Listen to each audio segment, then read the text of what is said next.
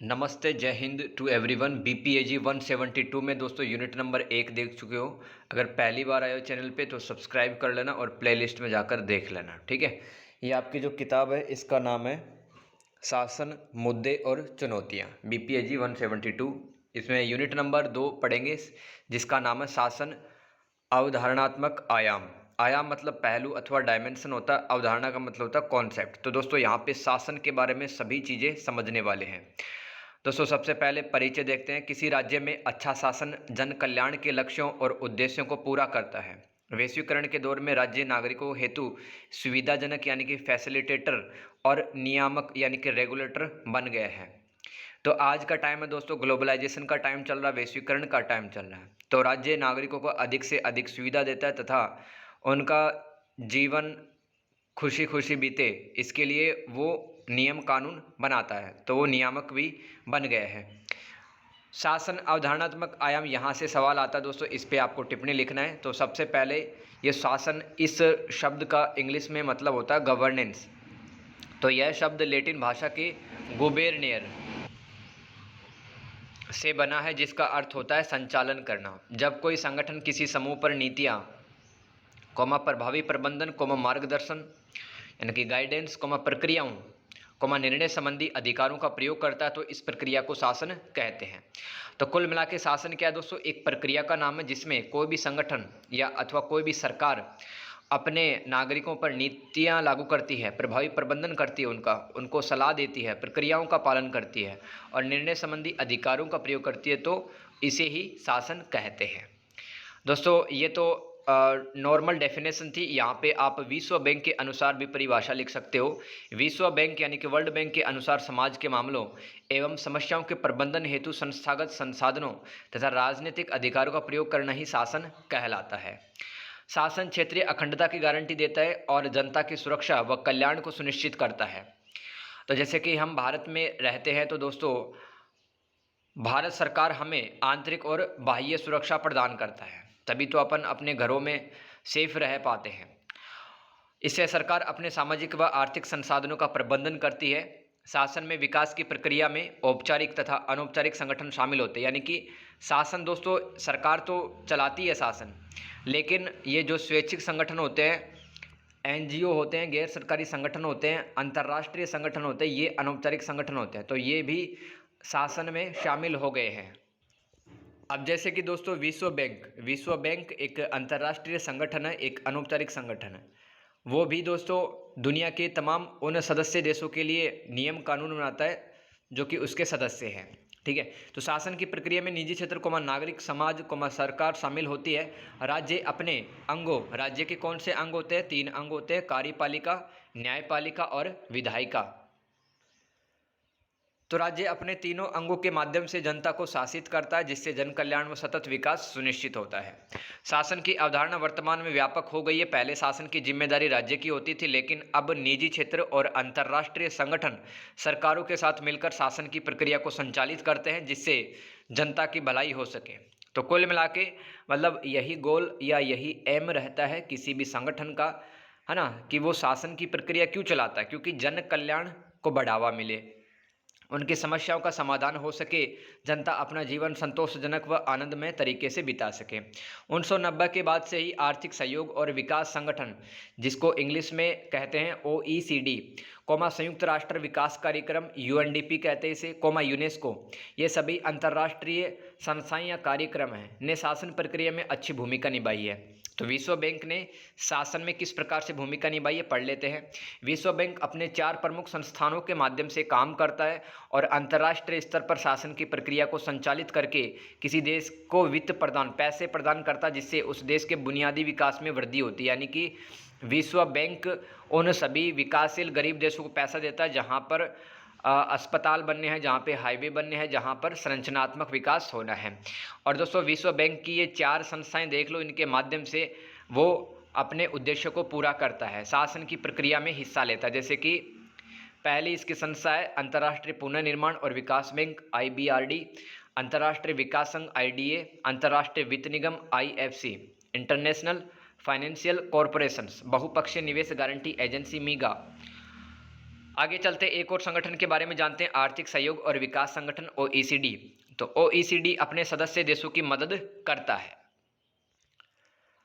ताकि उस देश में आर्थिक वृद्धि बढ़े वहाँ मुक्त बाजार अवधारणा लागू हो। यानी कि मुक्त बाजार यानी फ्री मार्केट का मतलब होता है बाजार अपने प्राकृतिक सिद्धांतों के अनुसार वहाँ पे चलता है, मांग और आपूर्ति के हिसाब से चलता है, ठीक है। तथा वहाँ पे कोई भी अपनी योग्यता के अनुसार सामान बेच सकता है और सरकार हस्तक्षेप नहीं करती है। इस प्रकार का बाजार मुक्त बाजार कहलाता है। तथा वह देश में अपने अपने संसाधनों का दक्षतापूर्ण उपयोग कर सके। तो इस तरह से OECD मदद करता है सदस्य देशों की। संयुक्त राष्ट्र विकास कार्यक्रम UNDP के अनुसार शासन वह प्रक्रिया है जिसमें सभी स्तरों पर राष्ट्र के प्रबंधन के लिए आर्थिक, राजनीतिक और प्रशासनिक प्राधिकार का प्रयोग होता है। UNDP ने शासन में सहभागिता, विधि का शासन, पारदर्शिता, आम सहमति, निर्देशन, प्रभाविता, कुशलता, दायित्व एवं रणनीतिक दृष्टिकोण को आगे बढ़ाया है। तो दोस्तों संयुक्त राष्ट्र का एक कार्यक्रम है UNDP जिसकी सहायता से ये सदस्य देशों की मदद करता है ताकि वहाँ पे कानून का शासन स्थापित हो सके, वहाँ पे पारदर्शिता हो और वहाँ पर आम सहमति के हिसाब से नियम कानून बने। ठीक है, आ रहा हो समझ में? आगे चलता है यूनेस्को। दोस्तों आपने पहले भी नाम सुना होगा इसका। यूनेस्को एक संयुक्त राष्ट्र की एजेंसी है। इसके अनुसार शासन वह प्रक्रिया है जिसके द्वारा नागरिकों की आवश्यकताएं तथा हित पूरे होते हैं। हित मतलब इंटरेस्ट, जिससे उस देश का सामाजिक वातावरण सकारात्मक बनता है, फलता है उस देश का आर्थिक विकास होता है। यूनेस्को ने परिभाषा बताई है। ये 20 नंबर का सवाल खत्म होता है दोस्तों अवधारणात्मक आयाम का, शासन का। आगे चलते हैं, शासन के प्रासंगिक प्रयोग क्या है। दोस्तों ये भी 20 नंबर का सवाल पूछा जा चुका है यहाँ से। यानी कि आज के टाइम पर शासन किस प्रकार से एक राज्य में प्रयुक्त होता है तथा उससे क्या फ़ायदे मिल रहे हैं, क्या वो आज भी काम का है या नहीं है, ये मतलब होता है प्रासंगिकता का। रेलेवेंस क्या है इसकी। पहला इसमें हेडिंग लिखना अल्पतम राज्य यानी कि मिनिमल स्टेट के रूप में शासन। तो अल्पतम राज्य का शासन में मतलब होता है कि वहाँ की सरकार समाज में सीमित हस्तक्षेप करती है। ऐसे देश में जहाँ पे अल्पतम राज्य होता है वहाँ सरकारें अर्थव्यवस्था को नागरिकों के जीवन और सामाजिक सेवा में बहुत कम या ना के बराबर हस्तक्षेप करती है। वहाँ नागरिकों को सरकारें बस आंतरिक व बाह्य आक्रमणों से सुरक्षा प्रदान करती है तथा व्यापारिक अनुबंधों को लागू करने का प्रयास करती है। इसका मतलब क्या है, आपने मान लो किसी से व्यापार संबंधी समझौता किया है कोई भी कंपनी से, है ना, तो फिर उस समझौते को बचाने का प्रयास करती है, राइट, पर आपके इन्वेस्टमेंट किए हुए पैसे भी सुरक्षित रहते हैं। ये मतलब होता है राज्य का। मतलब राज्य बहुत ज़रूरी काम करे, वो इंटरफेयर ना करे एक इंडिविजुअल की पर्सनल लाइफ में और मार्केट में इंटरफेयर हस्तक्षेप ना करे। तो ऐसा राज्य अल्पतम राज्य कहलाता है। अब इसका उदाहरण देखें, अल्पतम राज्य का ब्रिटेन की सरकार ने वहाँ के नागरिकों को अति आवश्यक सेवाएं दी है, अन्य सेवाएं निजी क्षेत्र नागरिकों को उपलब्ध करवा रहे हैं। दूसरा देखते हैं कॉरपोरेट शासन के रूप में शासन।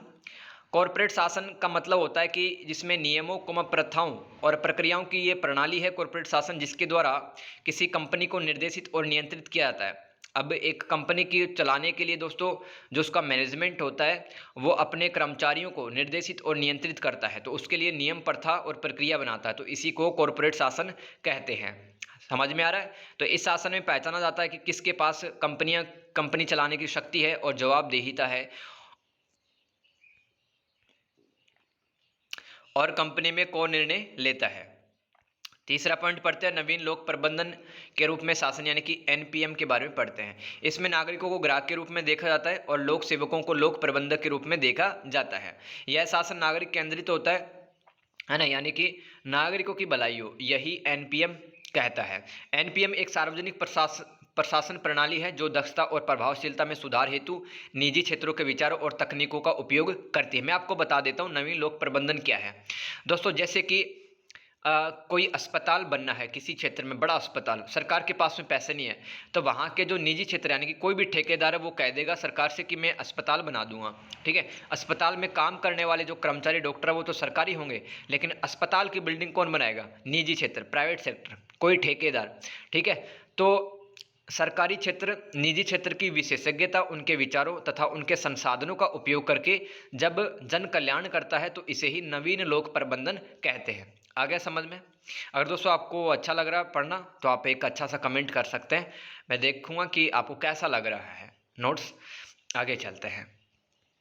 दक्षता में सुधार के लिए निजीकरण और ठेका देने का उपयोग करना इसमें शामिल होता है। इस शासन में प्रतिस्पर्धा बढ़ाने के लिए बाजार तंत्र बनाया जाता है।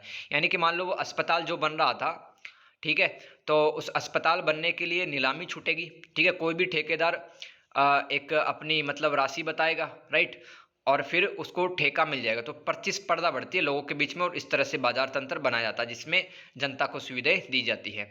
एनपीएम यानी कि न्यू पब्लिक मैनेजमेंट निजी क्षेत्र के प्रबंधन सिद्धांतों को एकीकृत करके सार्वजनिक सेवाओं की जवाबदेही लागत प्रभावशीलता और शासन में कुशलता लाने का प्रयास करता है। कुल मिला के ये है।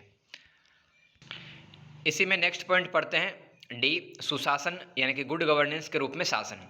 सुशासन का मतलब क्या होता है दोस्तों? ऐसा शासन जिसमें भागीदारी यानी कि लोग मिलकर के जन कल्याण को आगे बढ़ाएं, आम सहमति, जवाबदेहिता यानी कि अकाउंटेबिलिटी, उत्तरदायी यानी कि रिस्पॉन्सिबल, प्रभावी एवं कुशल न्याय संगत समावेशी। समावेशी का मतलब है जिसमें सभी शामिल हों, कानून का शासन होता है। ऐसा शासन सुशासन कहलाता है। सुशासन में भ्रष्टाचार कम होता है, अल्पसंख्यकों, दलितों, जो वंचित वर्ग है ना, जो दबे कुचले लोग हैं, उनकी आवाज़ सुनी जाती है। ऐसे शासन में सुशासन समाज की वर्तमान एवं भविष्य की जरूरतों के लिए उत्तरदायी है। ये आपको याद रखना है, बहुत अच्छी डेफिनेशन लिख दी है। महात्मा गांधी ने भी दोस्तों स्वराज की अवधारणा दी थी जिसका अनिवार्य मतलब होता है सुशासन। जिस देश में सुशासन होता है वहाँ मानव अधिकारों की रक्षा होती है, लोकतंत्र मजबूत होता है तथा प्रशासन में पारदर्शिता होती है। भारत में सुशासन हेतु पहल कौन कौन सी की गई है? सूचना का अधिकार अधिनियम बनाया गया है। यहाँ पे ई गवर्नेंस है दोस्तों, ईज ऑफ डूइंग बिजनेस बनाया गया है, यानी कि व्यापार करने की सहूलियत के लिए यहाँ पे माहौल तैयार किया जा रहा है भारत में, ताकि कोई भी विदेशी व्यापारी यहाँ पे इन्वेस्टमेंट कर सके। विकेंद्रीकरण को आगे बढ़ाया जा रहा है, पुलिस सुधार को आगे बढ़ाया जा रहा है भारत में, और आकांक्षी जिला कार्यक्रम जिसमें पिछड़े जिलों पर ध्यान दे रही है भारत सरकार, ताकि भारत में सुशासन स्थापित हो। अब दोस्तों कोई भी देश में अगर गुड गवर्नेंस सुशासन लाना है तो स्मार्ट रणनीति का अनुसरण यानी कि उसको फॉलो करना पड़ेगा। एस से बन गया सिंपल यानी कि सरल, एम से बन गया मोरल नैतिक, ए से बन गया अकाउंटेबल यानी कि जवाबदेह, और आर से बन गया रिस्पॉन्स यानी कि अनुक्रियाशील, टी से बन गया ट्रांसपेरेंट पारदर्शी यानी कि सरकार जो भी काम कर रही है जनता को पता है उस काम का, वो पारदर्शिता कहलाती है। इसी में 5वां पॉइंट पढ़ते हैं, सामाजिक शतांत्रिक व्यवस्था के रूप में शासन, सोशियो साइबरनेटिक सिस्टम के रूप में गवर्नेंस कैसे काम करता है वो समझते हैं। विद्वान कुईमेन के अनुसार ऐसा शासन जिसमें सामाजिक और राजनीतिक व्यवस्था में शामिल सभी व्यक्ति मिलकर जन कल्याण हेतु साझे लक्ष्य, हस्तक्षेप, निजी सार्वजनिक क्षेत्रों हेतु नीति निर्माण करके शासित व्यक्तियों को नियंत्रित करते हैं, सामाजिक शतांत्रिक व्यवस्था के रूप में शासन कहलाता है। ठीक है दोस्तों, मैं आपको बता देता हूँ, जैसे कि केंद्र सरकार है, मान लो भारत के उत्तर पूर्वी राज्य के लिए कोई जनजातीय क्षेत्र है, उसके लिए कोई कानून बना रही है, ठीक है, तो वो कानून वैसा लागू नहीं होगा जो दिल्ली में लागू होगा। उस कानून में वहाँ पे बदलाव किए जाएंगे उस क्षेत्र की सामाजिक और राजनीतिक परिस्थितियों को देखते हुए। तो ऐसा शासन सामाजिक शतांत्रिक व्यवस्था कहलाता है। जैसे राज्य केंद्र सरकार द्वारा बनाई गई नीति जब अलग अलग क्षेत्रों में लागू होती है तो नीति निर्माण व कार्यान्वयन में शामिल सभी प्राधिकारी का मतलब होता है ऐसे अधिकारी जिनके पास में शक्तियाँ होती हैं, अंतःक्रिया करके यानी कि आपस में बातचीत करके क्षेत्रों के अनुसार नीति लागू करते हैं। तो ऐसा गवर्नेंस क्या कहलाता है?